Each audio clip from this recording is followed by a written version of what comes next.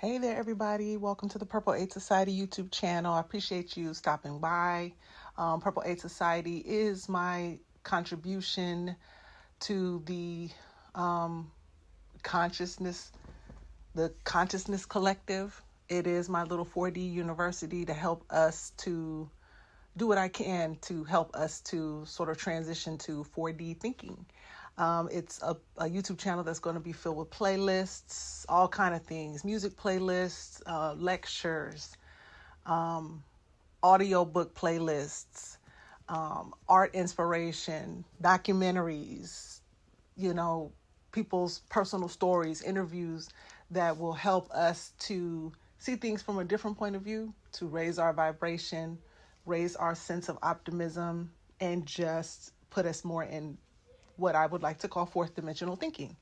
All the things that I'm learning as I study, I'm just imparting that to y'all. We're all in this together. We continue our discussion on the demystification of the tarot with the 5 cards. If you stay till the end, I'll give you some information on my mystery school that you can become a part of for only $7 a month.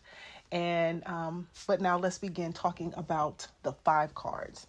Now, one of the things to know about the 5 cards is that in the tarot, they're sometimes seen as disruptions or disharmony of some sort.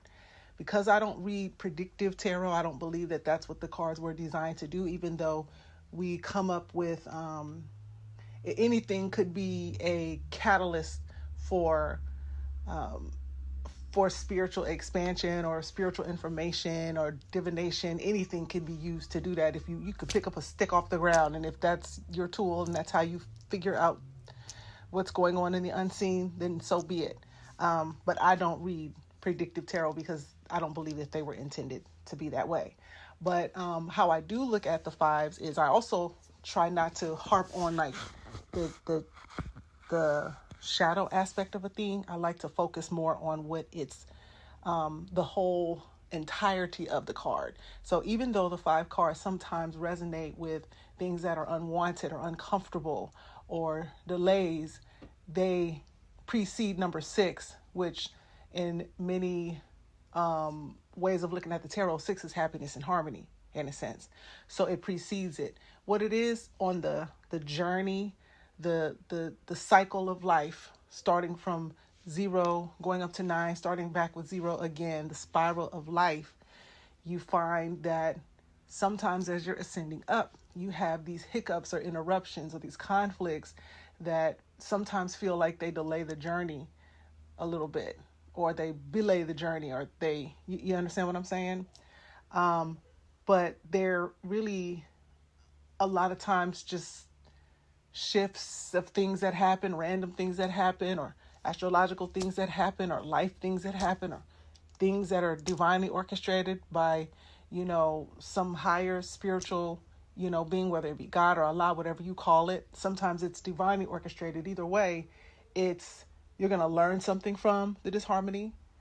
You'll likely grow from it in some way. It'll deepen your level of compassion, having gone through that. And now you can be of help to someone else. So I don't look at the 5s from a gloom and doom perspective. I see it as like a hiccup on the journey, a very uncomfortable, sometimes dark night of the soul hiccup, but a hiccup nevertheless in the eternal scheme of things.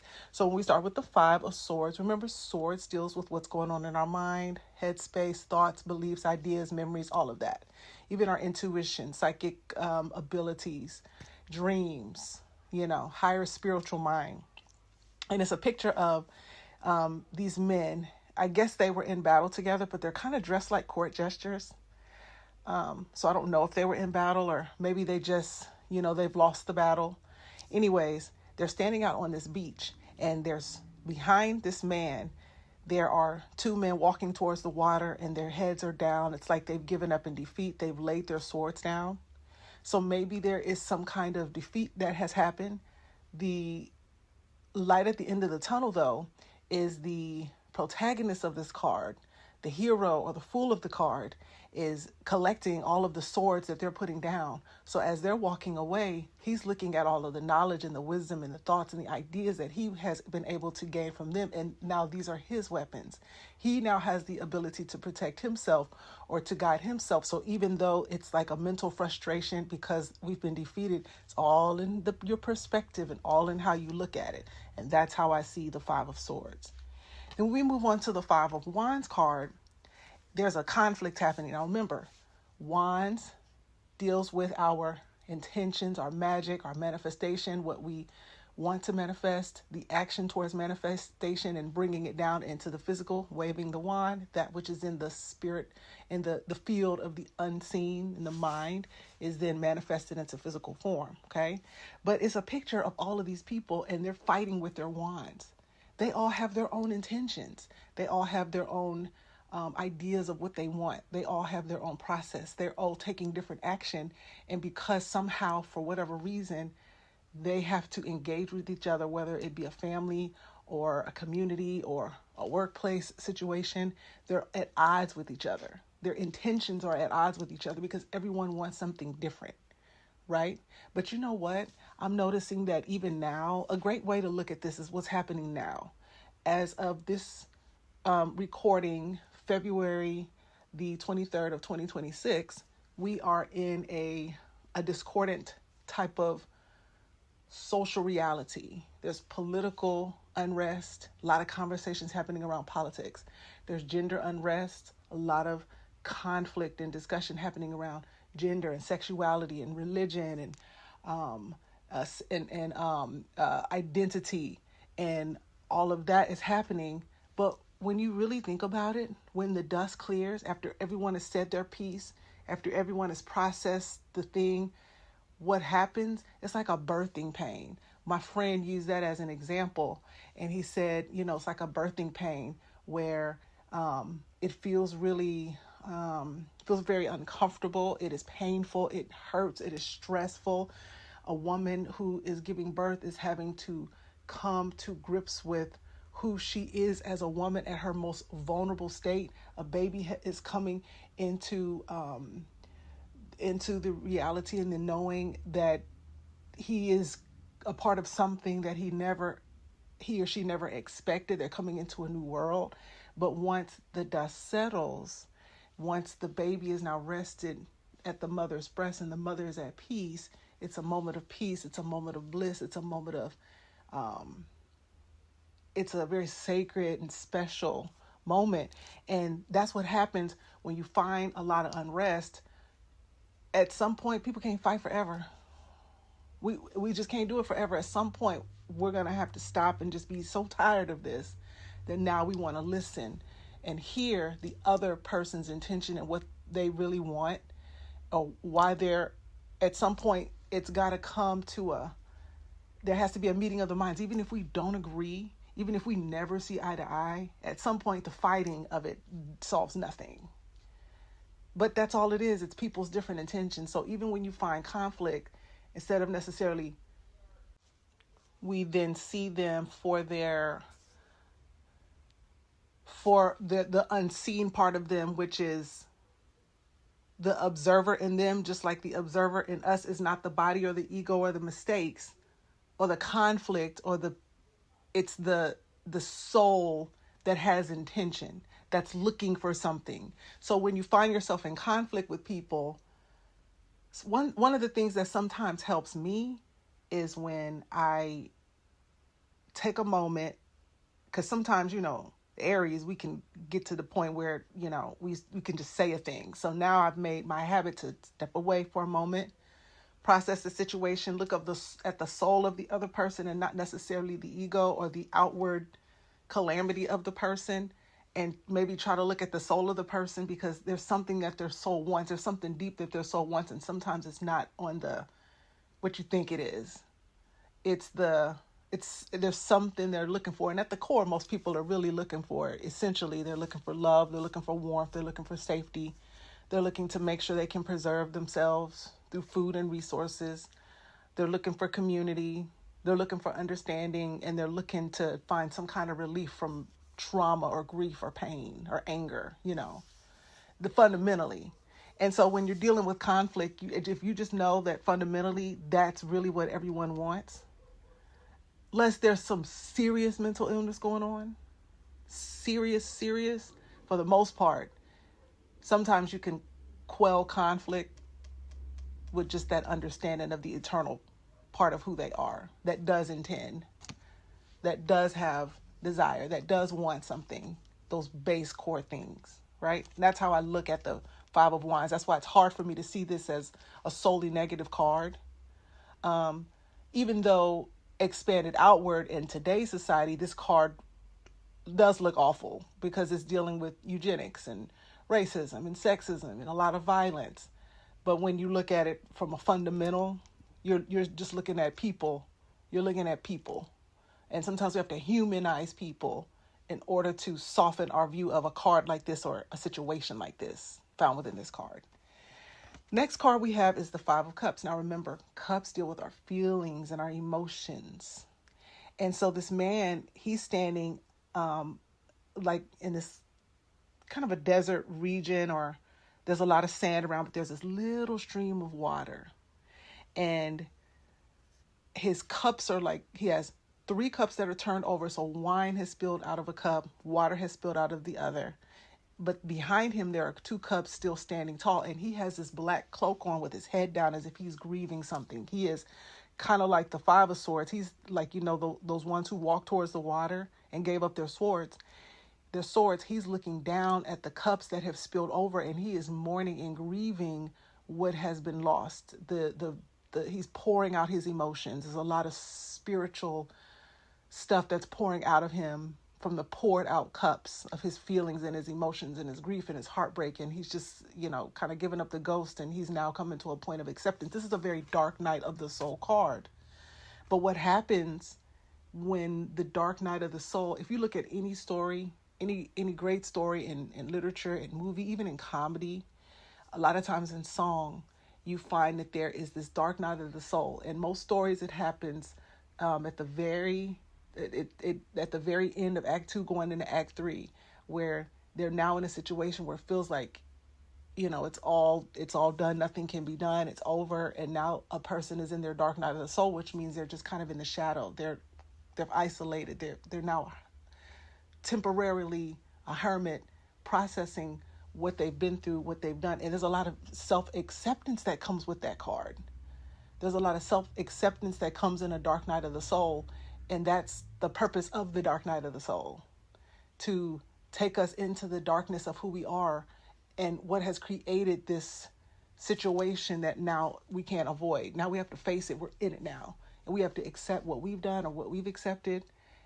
But something beautiful comes out of that, and that it's the same with the 2 cups standing behind him. Most of the time, the dark night of the soul is when the protagonist has their awakening or their aha moment, or they see something clearly, or they make a connection, and they take everything that they've learned about themselves from the dark night of the soul and that past experience. Now they're a little bit more humble, but confident at the same time. They're a little bit more wise.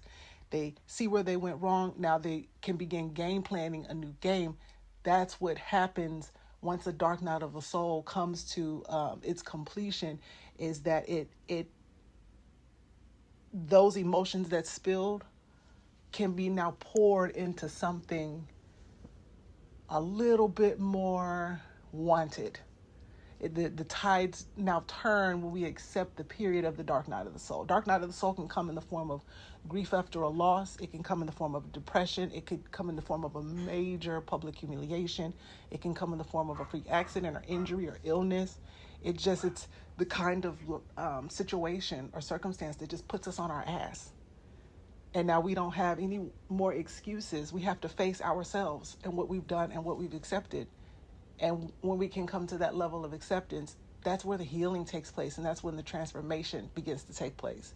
It's just like the butterfly, the caterpillar that goes into his cocoon. He's in the dark night of the soul. He somehow, just by virtue of nature, he's a great metaphysical example. By virtue of nature, he goes into his cocoon, and he's there for however long. He's resting. He's not doing anything. He's not free. He's isolated. But when he comes out of that cocoon, he is now the butterfly. He can fly. He's made beautiful. He's made more radiant.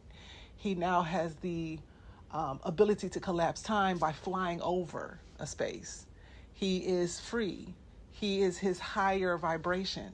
It's the same thing with what happens after a dark night of the soul. And that's why I can't see the Five of Cups as purely negative, because the dark night of the soul is a necessary part of the soul's journey. And it's a necessary part of what helps us to leap into the 6 cards of happiness and harmony. Then the last card we pull here is the Five of Pentacles. And remember, Pentacles deals with our physical reality. Pentacles, just like diamonds, mined from the earth, of high value, are resources. The resources that we want to bring in, the resources that we want to maintain, and the resources that we want to use to create more resources. It doesn't necessarily have to do with money, but it can, because money is a physical resource, just like our physical body, just like our book, our vehicle, our technology, our home. It's all a physical resource. But with this card, there's a man and a woman, and they're standing outside of this house of worship, because there's these stained glass windows with these 5 pentacles sitting in it. And it's dark, it's cold, the man is on crutches, the woman doesn't seem to, like, her little cloak that's covering her is not warm enough, it's snowing outside. And so they're trying to get somewhere. They're trying to achieve something. They're trying to manifest something in the physical, but there's just a little bit of a delay around it, which a lot of times when you find like winter or snowy seasons, or fairies that deal with, or fairies or deities, or mythological characters, or even anime characters, or what have you. Even in holy texts, a lot of times when you find like snow, the cold seasons, it's like a delay, because that's the time period where there's not a lot of, in the ancient days, there wasn't a lot of production going on. People were hibernating. That's why they did all the work in the warmer months, and then they harvested in the autumn, so that during the colder months when they had to hide out, guess what? They had enough resources. So a lot of times a cold is seen as kind of a delay, and this card is no less of that, especially with the man injured walking out there. So they're slower getting to the physical reality, but they're getting there. They haven't stopped moving. They're on the journey. It's a little bit slow getting there. It's a little bit colder. It's a little bit harder. Maybe the weather is causing a disruption, or maybe it's a financial disruption, or maybe there's lack. It could be right now we got these tariffs that are creating disruptions for businesses to bring in, shipments of products at affordable prices that doesn't have to raise their price on their customer base. There's a lot of different things, physical things, that can be delayed or create a delay that, but it doesn't mean that all is lost. It just means that we just have to just sort of kind of keep pushing and find maybe another alternative. Sometimes in those periods, we can redirect our thinking a little bit. We can say, okay, this is not working. Maybe let's adjust this. Let's shake it up a little bit. Maybe let me look this way. Let me go down this street. It can be a period where we can transform or transition the direction that we're going as it relates to manifesting a thing. Either way, it's not a bad card. It means we're on our way. It's just some setbacks, some delays, some hiccups, some change of plans, sometimes things that have to come into play, but it's still happening. It's still movement. It's still going. It's cold. It's uncomfortable. The injury, he's hurting. It's dark. It feels unsafe. But guess what? You're still on the journey. You're still on the journey, which will take you eventually to the 6 of Pentacles, right? It's moving you into happiness and harmony because you're moving into happiness and harmony. And that's how I see the 5 cards. Very simple, nothing confusing about any of that. And like I said before, I'll share with you about my $7 a month mystery school, where we break down the symbols. We analyze the symbols so that we can get a better understanding of the patterns that psychological and spiritual patterns, and even physical, astrological patterns that happen around us.